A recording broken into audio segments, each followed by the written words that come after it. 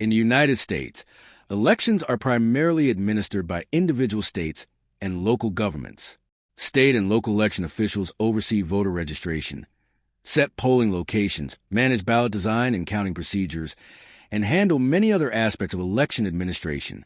The U.S. Constitution assigns states the authority over the times, places, and manner of federal elections, though Congress can pass laws that set broad standards or requirements for federal contests. This decentralized system has long been a foundation of American democracy and reflects the country's federalist structure. In early February 2026, former President Donald Trump made a controversial proposal urging Republicans to nationalize elections, a dramatic shift from the long-standing practice of state-run voting.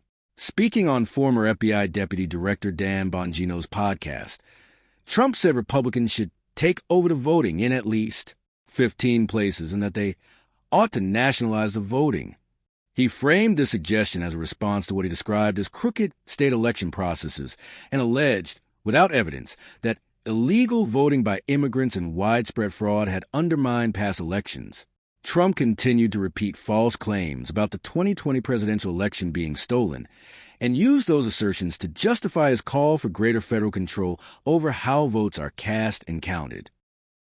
Trump did not provide specifics on how a nationalized system would function, nor did he identify the 15 places he mentioned. His comments marked a significant escalation in his rhetoric on election administration, beyond prior calls for stricter voting rules or investigations into alleged fraud. They came as the 2026 midterm elections approach, and after actions such as an FBI search of a Georgia election office investigating 2020 ballots, which Trump's allies have linked to broader claims of election irregularities. Legal experts and many lawmakers have stressed that the U.S. Constitution does not grant the president the authority to unilaterally seize control of state elections.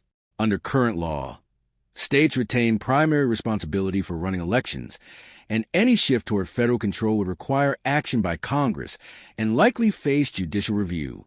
Critics of Trump's proposal argue that centralizing control over elections could undermine federalism and the integrity of the electoral process, while supporters of states' rights emphasize the historical and constitutional role of state administration in preserving democratic legitimacy.